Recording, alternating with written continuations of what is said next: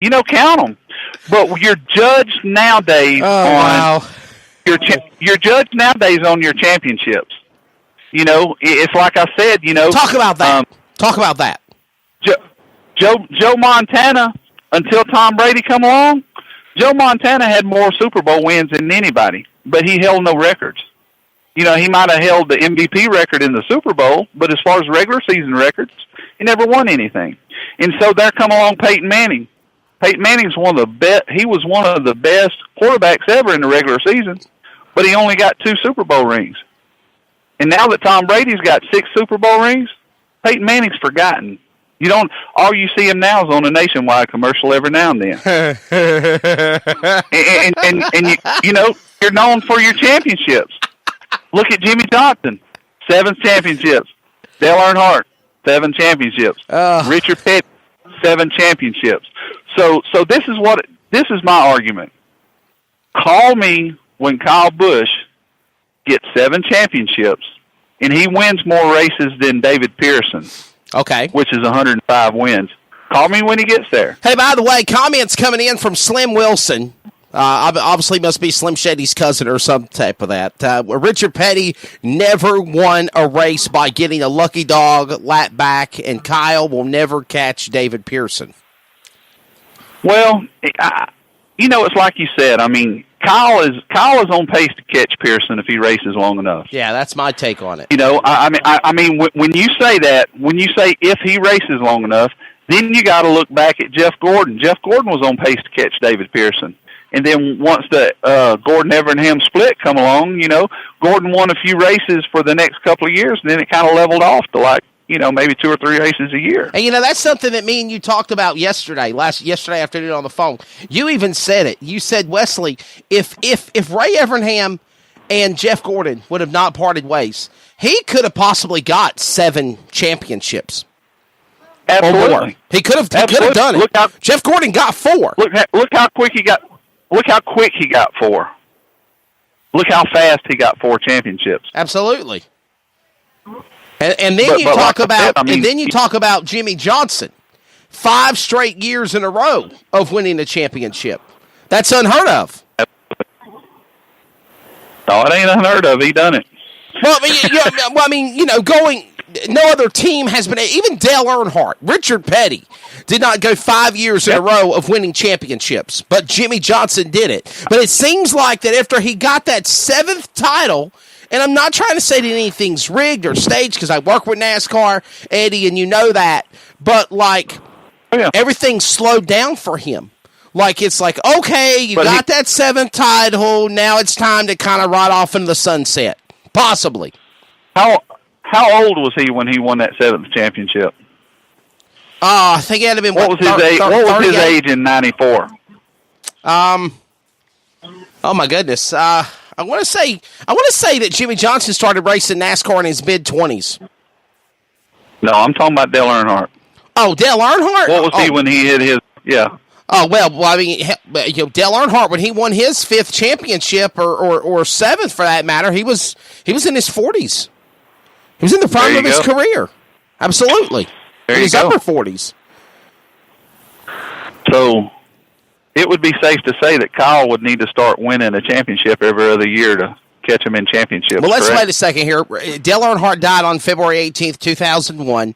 I think he was, 49 years old, I think is what they said? 49? I think so. I think it was 49. Yep. He had not hit 50 yet.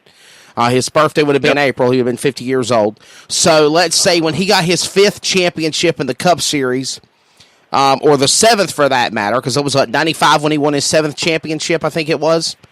94, I believe. 94, 95, somewhere around there. I would say, what is he, in his mid-30s? Mid-30s? No, I'd say he's in his 40s. In his 40s, somewhere around there. You know? So, I mean, he died in 2001. He was 49. So, I guess you're right. It's somewhere around there. It's in his early 40s. But,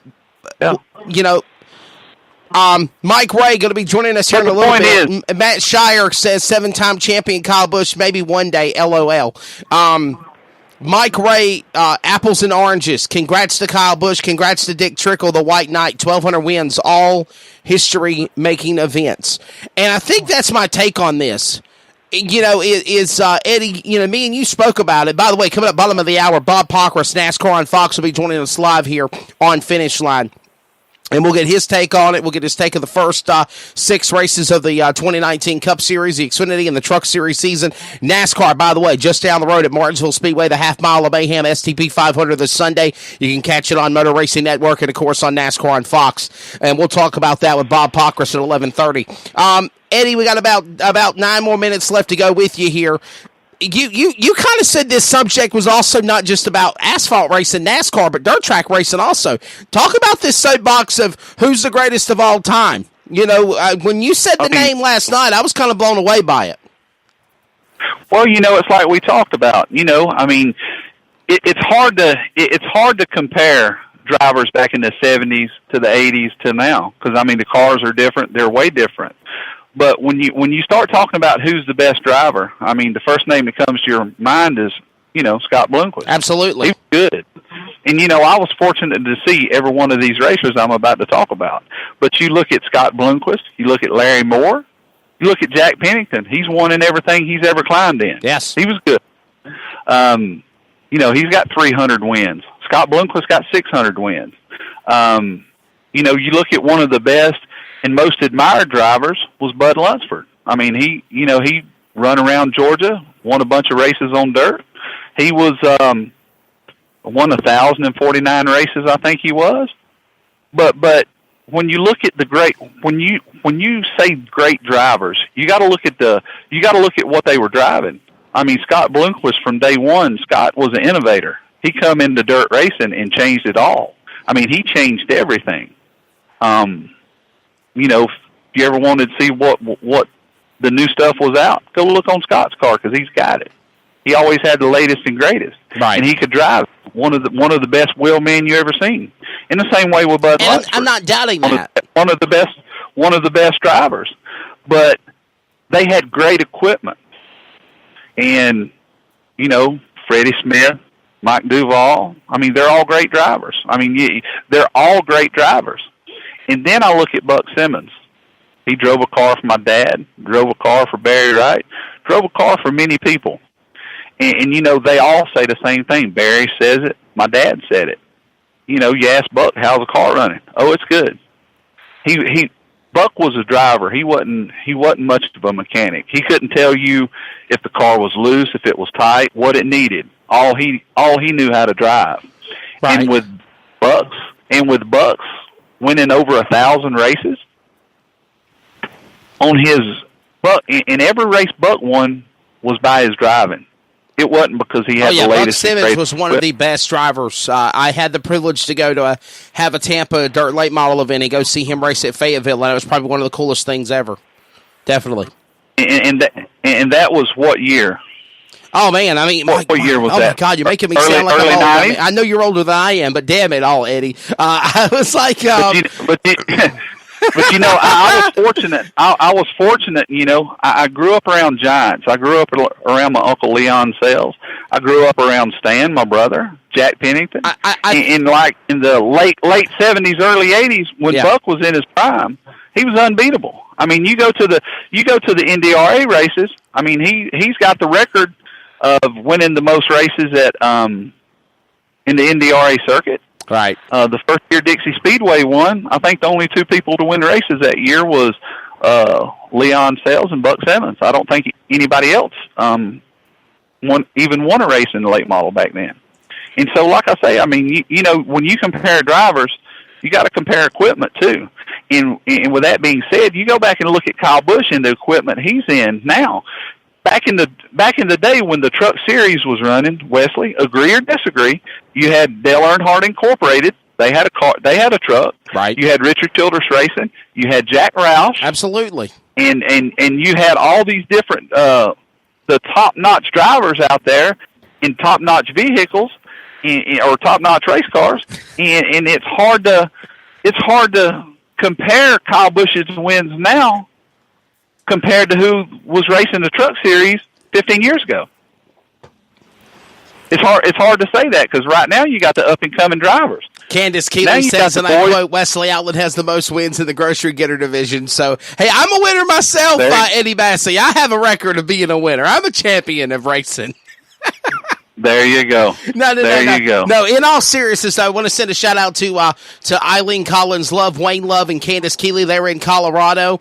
And, of course, they are listening to Finish Line or watching Finish Line on our Facebook watch coverage. We got a few minutes left to go with Eddie Massey. Coming up, Bob Pockr of NASCAR on Fox will continue to dab into this subject with Kyle Busch and his commentary of where things are in NASCAR for 2019, the new car. And, of course, Eddie, I agree with you 100%, buddy. There are so many topics. I would love to give you a whole hour on this whole thing. I really would.